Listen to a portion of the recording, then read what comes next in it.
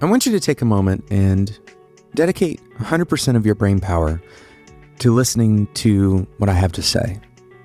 It's kind of hard to do because most likely, if you're listening to this episode of Developer Tea and it's not your first, then you probably have other things going on. You probably have a ritual, some kind of behavior that you've adopted that allows you to kind of put this show in the background. In a way, you have turned on autopilot. Now, I'm not talking to a specific person. I'm talking to everyone who's listening to the show because this is something that we share as humans. But let's say that you're giving this episode 100% of your attention. I want to ask you one simple question. What is your plan for today? What are you doing today? Where are you going to go? And what people will you interact with? What time will you eat lunch? And what route will you take to go from point A to point B? It can be a remarkably eerie and even unsettling idea that a lot of these decisions we make relatively automatically. We make the same decisions so many times that, again, our brain goes on autopilot and we aren't really fully thinking about what we're doing necessarily. That's one thing that Max Hawkins decided to change about his own life.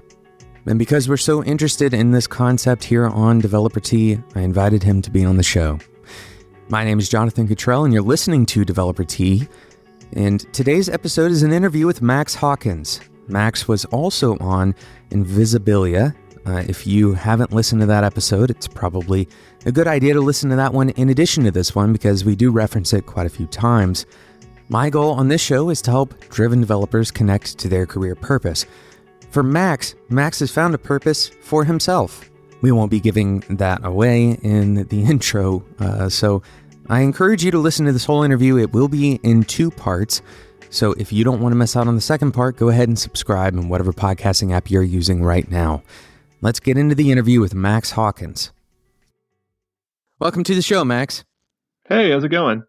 I'm doing very well. I'm excited to have you on the show. I think maybe not most, but quite a few people who are listening to this episode are probably coming over from Invisibilia, and they probably searched your name hoping that there was more content out there.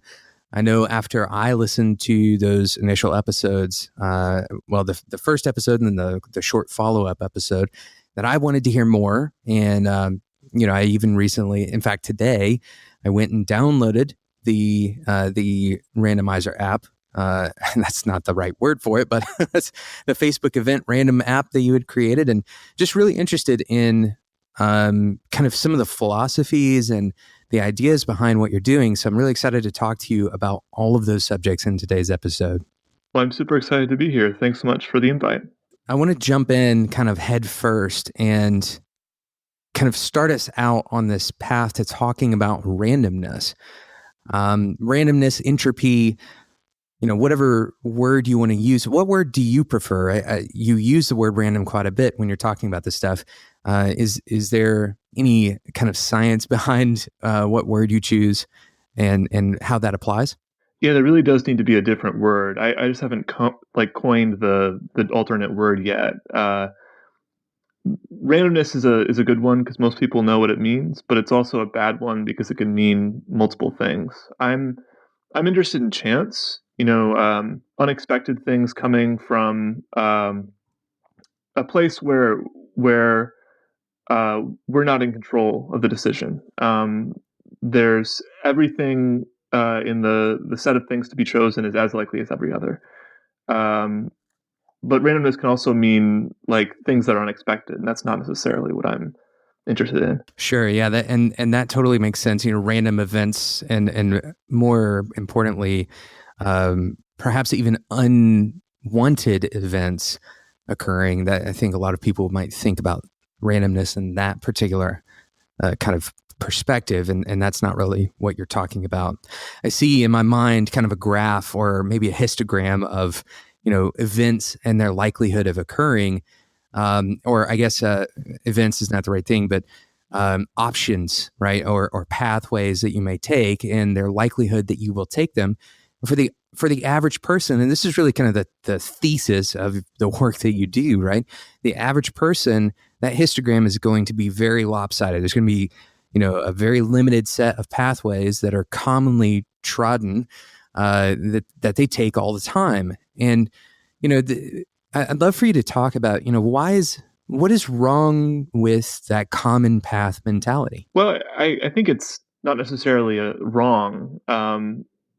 I think a lot of great things come from following the most optimal path to a result, and but I think you also lose a lot. There's a trade off between doing the thing that's most likely to get you the best result and sort of exploring more. And I'm curious about leaning into that exploration in the most extreme way. It's like, what is the opposite of optimizing for the best result?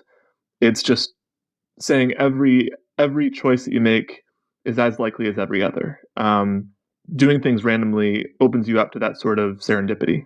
This is I like the word serendipity for this, because you very often you kind of refer to your computation, or I guess a computer, as almost in collaborative terms, right? So you allow the computer, we were talking before we started recording, you allow the computer to define where you will live. And so it does so using some set of probabilities. And, in my mind, I'm just thinking of the JavaScript math.random function, right? That there's some kind of weight that you're applying to all the options, and then essentially spinning the wheel. So do you see computers as a collaborative agent in this process?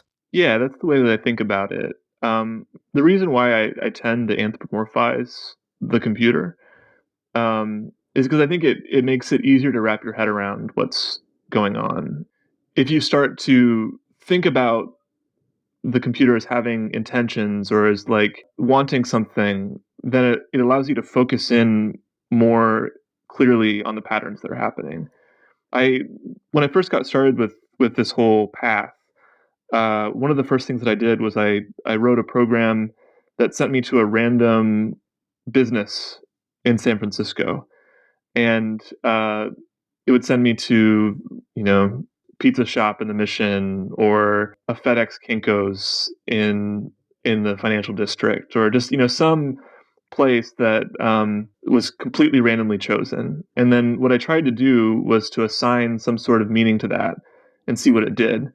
And I found that like this combination of choosing randomly without any sort of my preference involved and without any reason behind it, and then trying to figure out what the reason could have been, is a really powerful technique for getting your imagination going. Yeah, I couldn't agree more with this, and it's such an exciting concept. We've talked on the show quite a bit in the past about perception of time, and how people learn, and experiencing new things, forcing your brain to start lifting a little bit of a heavier load. And the idea being that anytime you experience something new, your brain is essentially experiencing, and this is all theory, of course. There's not really a good way to prove it, because it's all about perception anyway, but you're experiencing time a little bit differently because you're having to process those events more thoroughly than if you were to go down that, once again, that well-trodden path, the way that you go most commonly.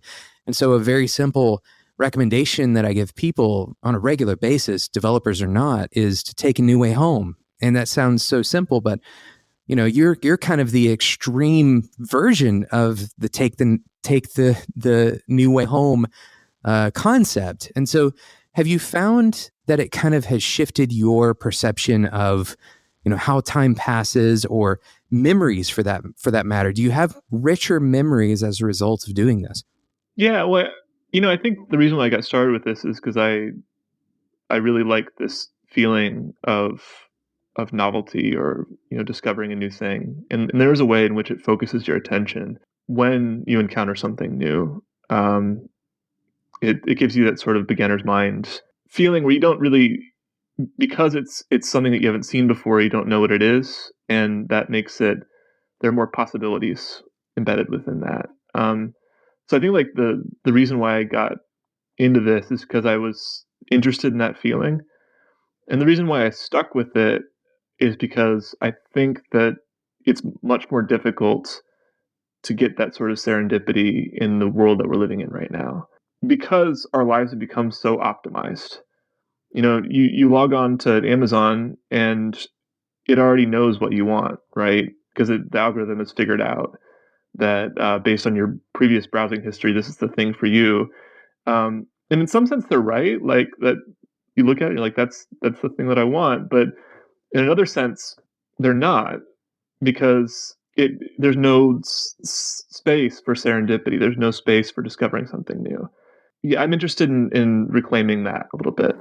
Yeah, I have a question in my notes here that walks right down this path because I've done a little bit of study on recommendation engines and how those things work, and I'm very interested in it because it is such a phenomenal thing that we've been able to accomplish, and it we could open up the discussion towards machine learning or AI or whatever you want to call it, but ultimately it comes down to prediction. And so I'd love to know, I'd love to hear your opinion maybe of how we as developers, we may be able to be more responsible with recommendations to introduce that serendipity, because it's kind of a chicken and egg problem, or maybe it's just choosing the thing you want to optimize.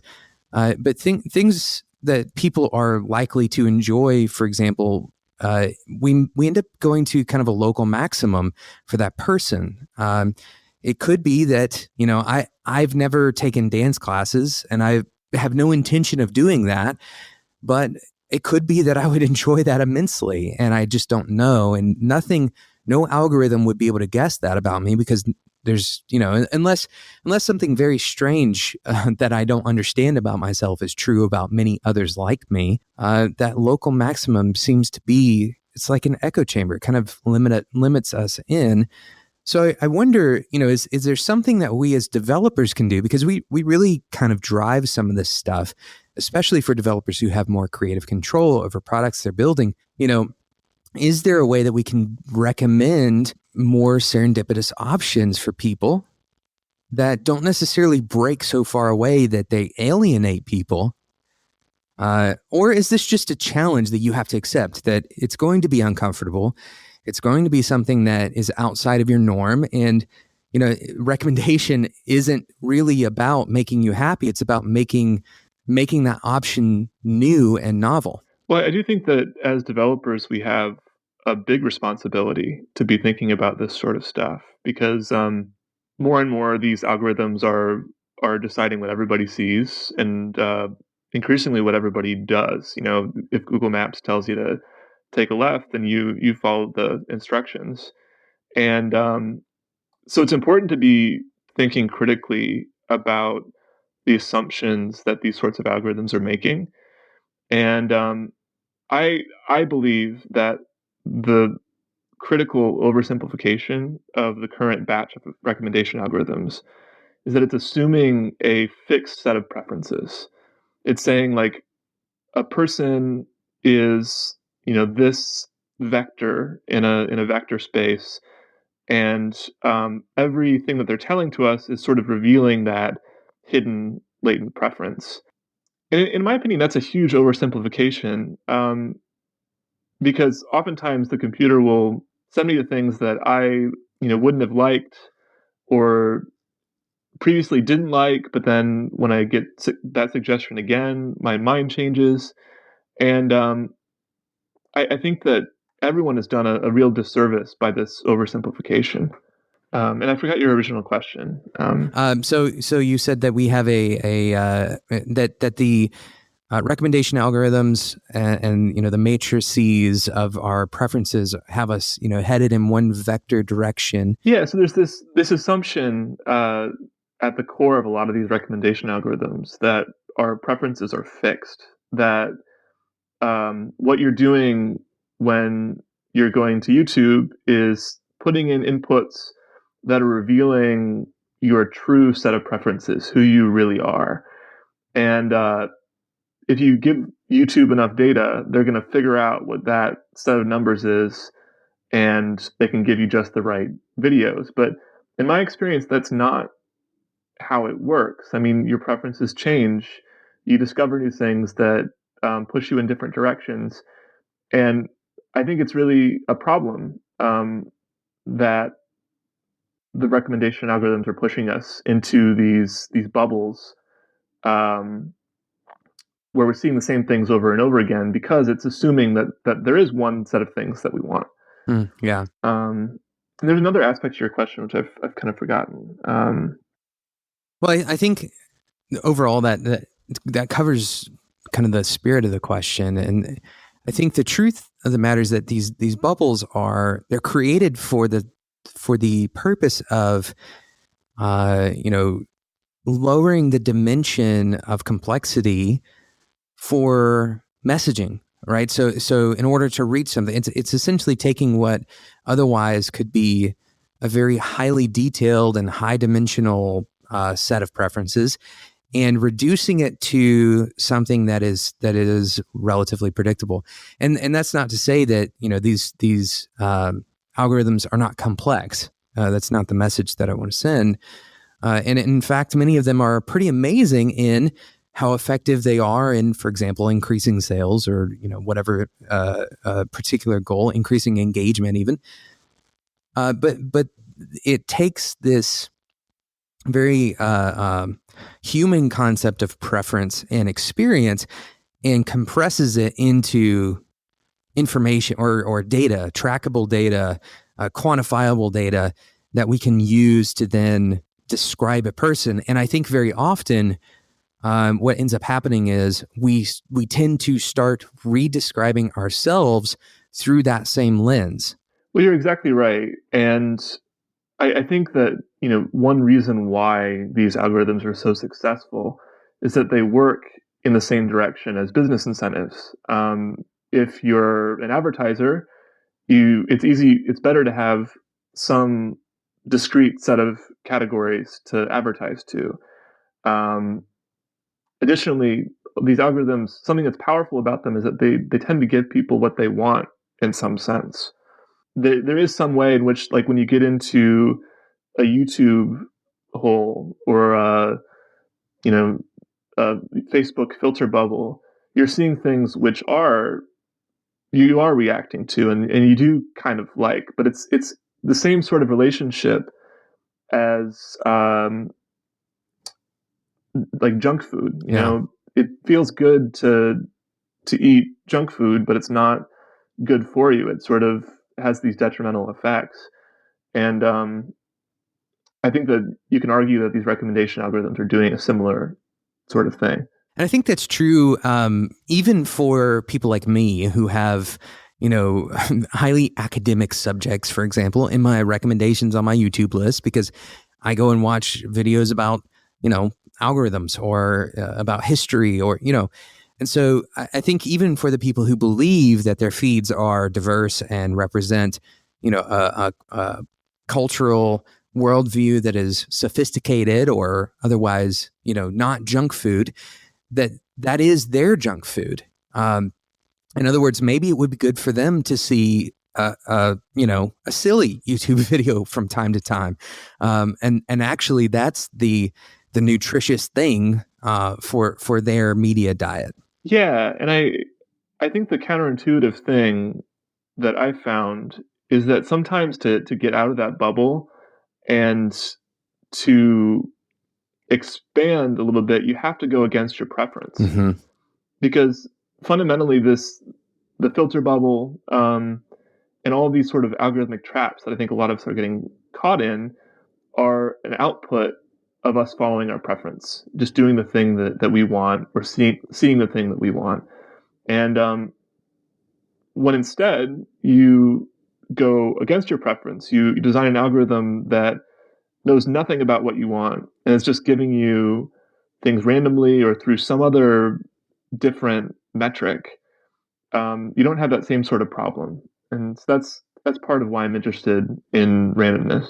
I think that's a very powerful thing, and it's not even necessarily new from a philosophical perspective that allowing ourselves to just go towards our, it's almost hedonism, right? So, the flip side of this is, for example, the Stoic practice of practicing discomfort, like regularly sleeping on the floor when you could sleep in your bed, just to kind of not necessarily harden your perspective or your emotions for that matter, but to more thoroughly understand a full experience of being human, rather than, you often can pacify yourself in a way by just following those preferences. So, I want to kind of walk down this path with you regarding comfortability and preference, and why is it that comfortability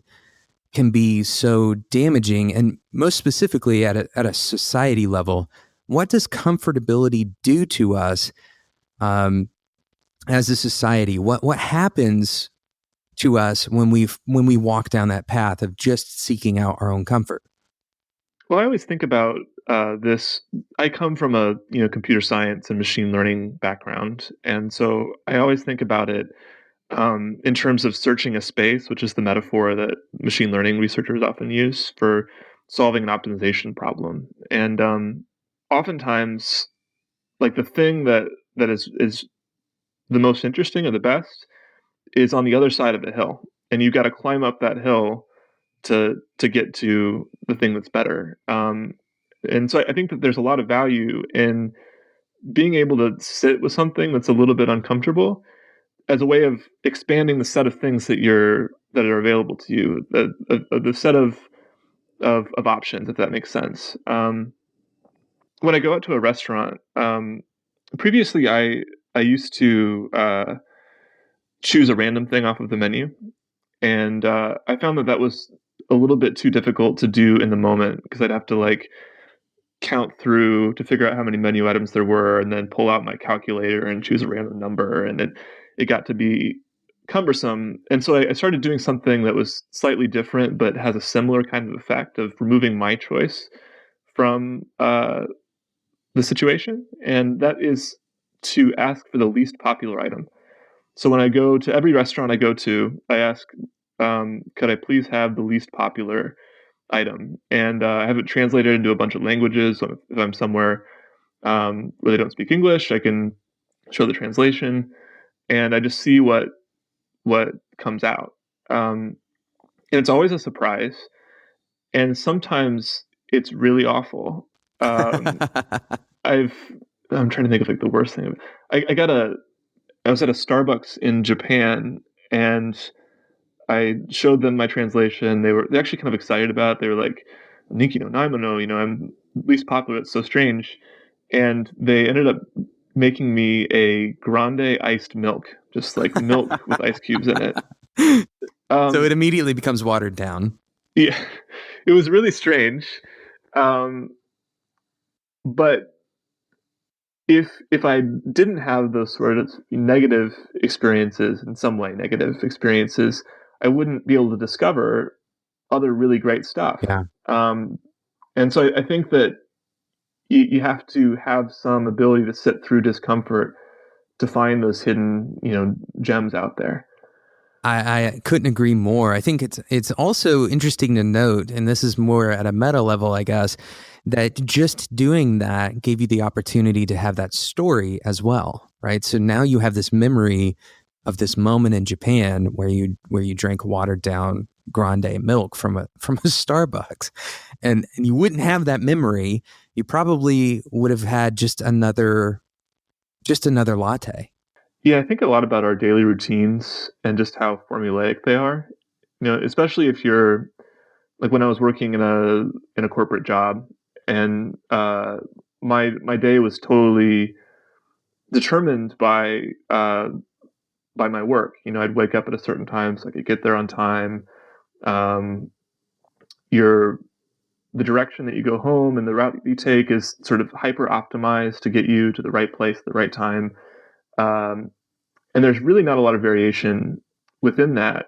But if you think about it, there's just a vast number of possibilities for what we could be doing. So you're missing out on a lot when your time is so regimented by routine. Today's episode is sponsored by Linode. Linode has been a longtime sponsor of Developer Tea. They're a huge reason why we have been able to continue doing what we do on this show, so thank you to Linode. If you've been a developer for very long at all, you know that having a Linux server in the cloud is kind of a step one thing. You really do benefit so much by having that tool available at your disposal. But not just any Linux server, because there's plenty of providers out there where you can get a Linux server up and running. But Linode provides extra service on top of this. Not only do they have industry-leading pricing for their Linux servers, but they also have 24/7 customer support, and they have tools like Lish.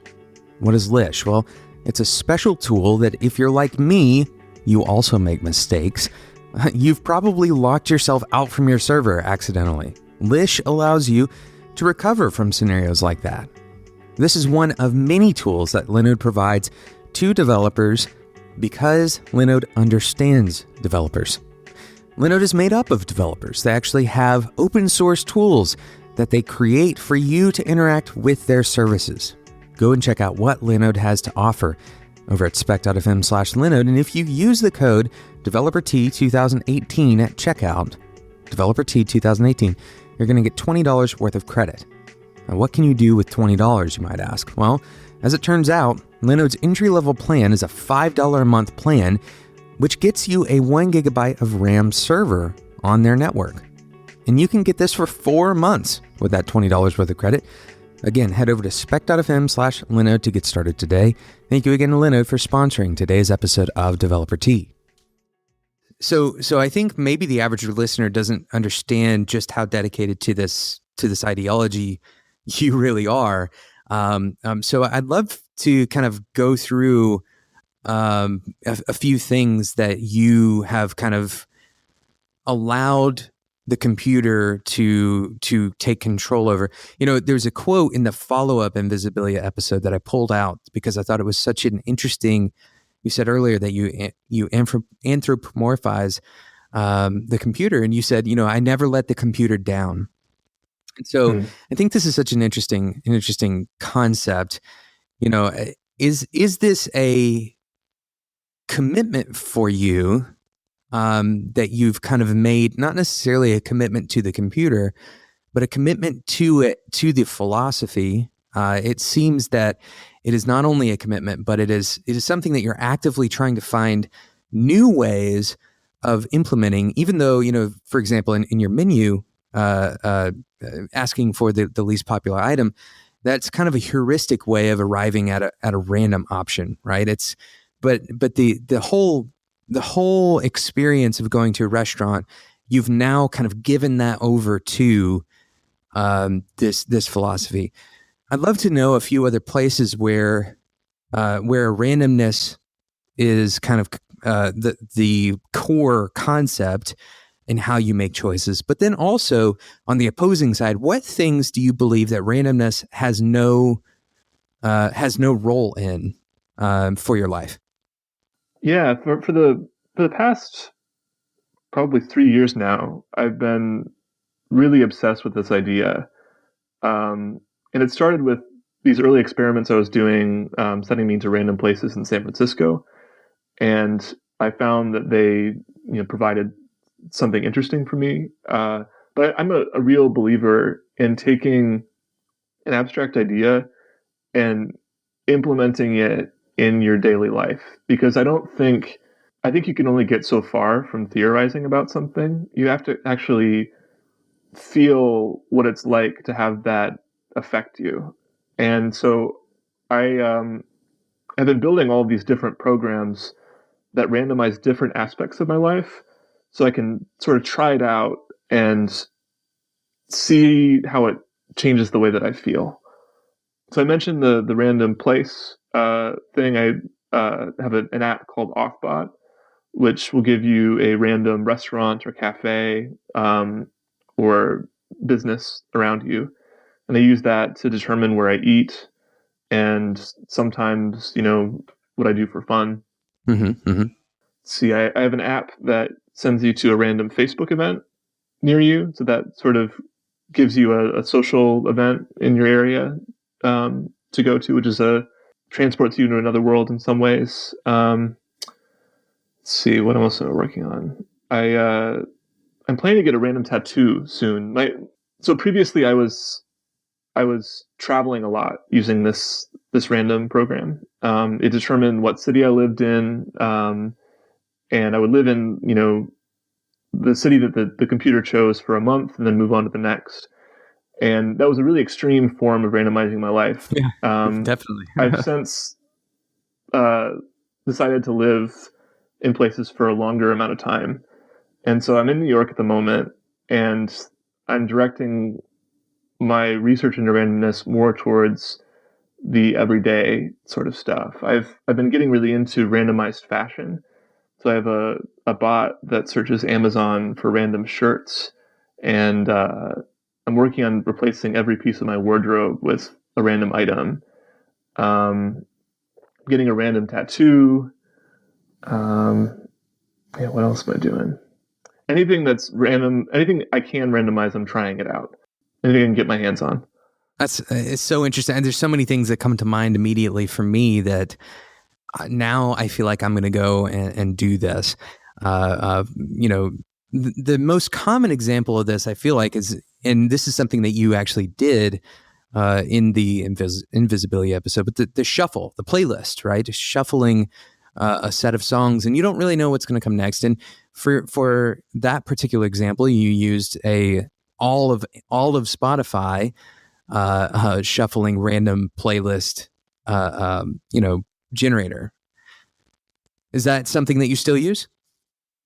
Yeah, I put together this playlist generator called Daily Random, and if you type in Daily Random into Spotify, you can still find it. It updates every day at I think it's midnight Pacific, and it's actually really good today. I listened to it, and it had this like German opera song followed by one of those like Halloween soundtracks with a cackling pumpkin or something, followed by like a Merle Haggard country song, and it's since it's choosing in a uniform random way from all of Spotify, you get all these weird juxtapositions, and you're uh, exposed to things that are pretty outside of what you might listen to normally. Yeah.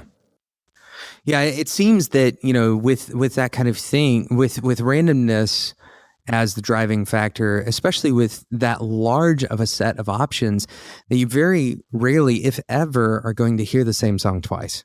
Yeah, it's pretty unlikely, I guess. I don't know how big Spotify's library is, but Presumably fairly large. And even if it was just all of the, top 40 hits from the last 20 years, it would take quite a while to get through that. I feel like this is a problem for my probability class. I need to call up my professor. Yeah.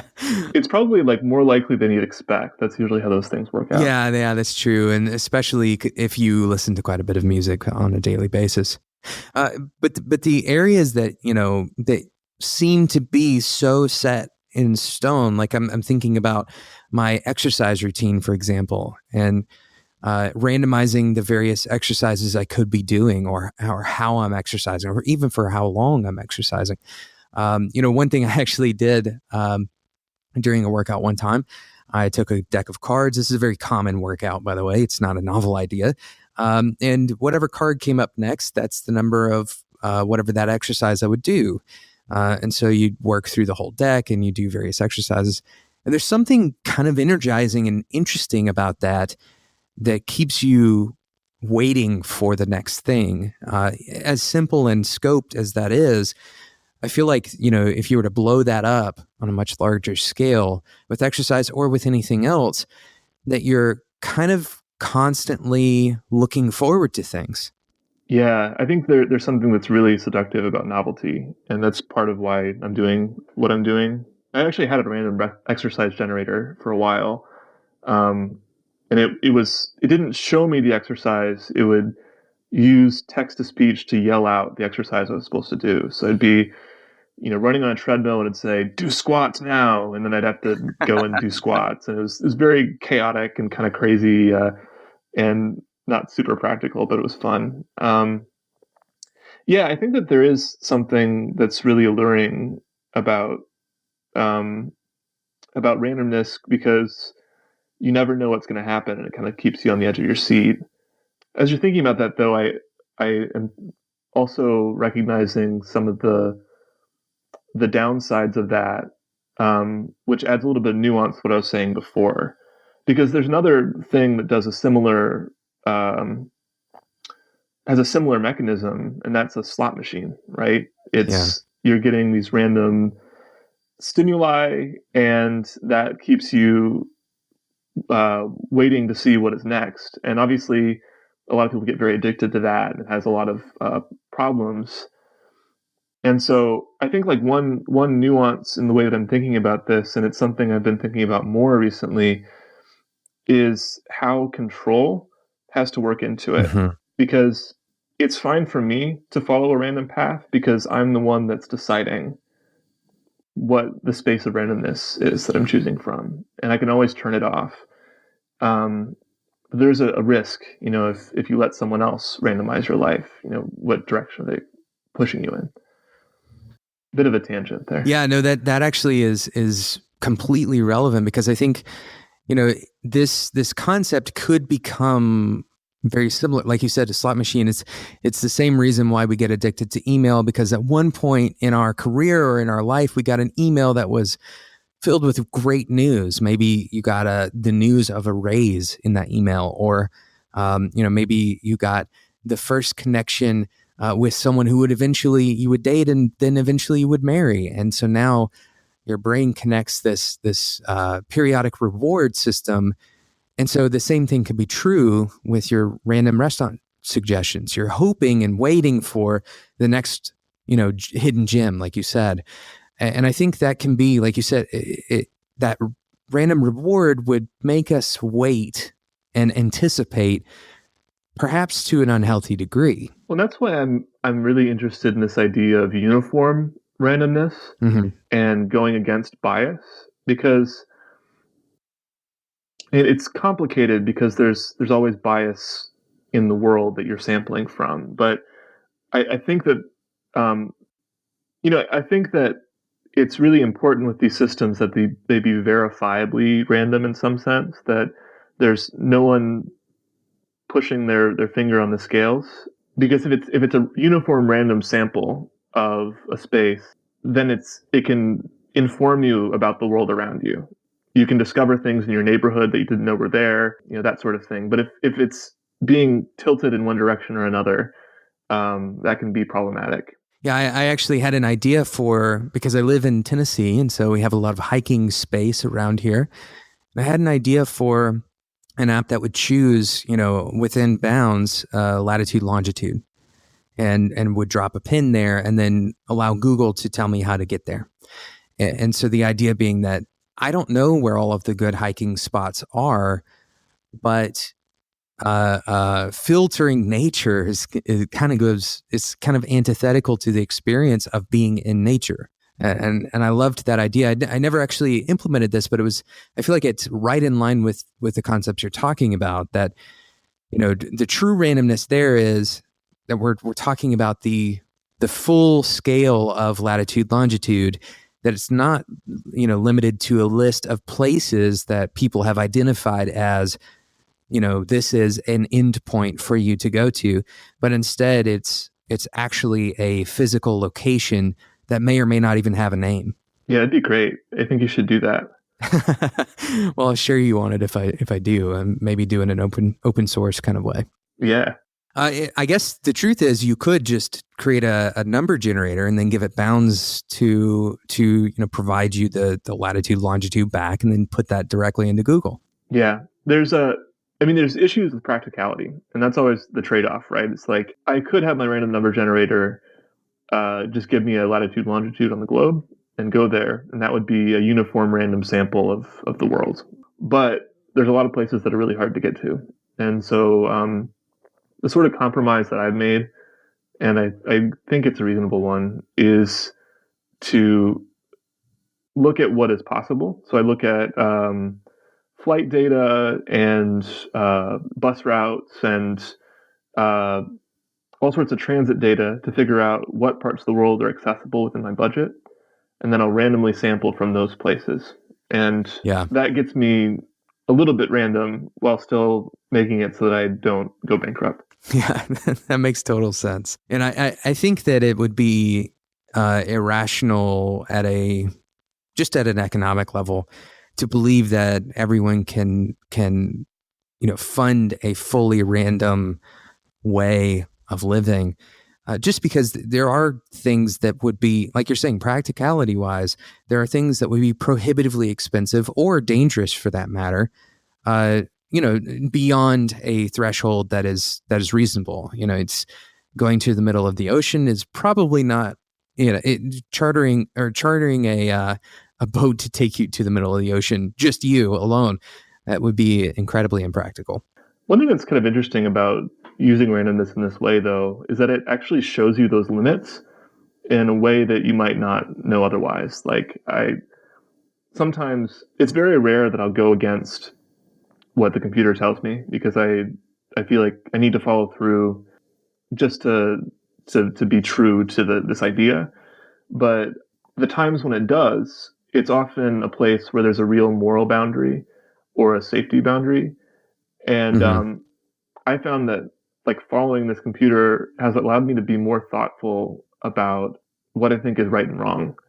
And that was a big surprise going into it.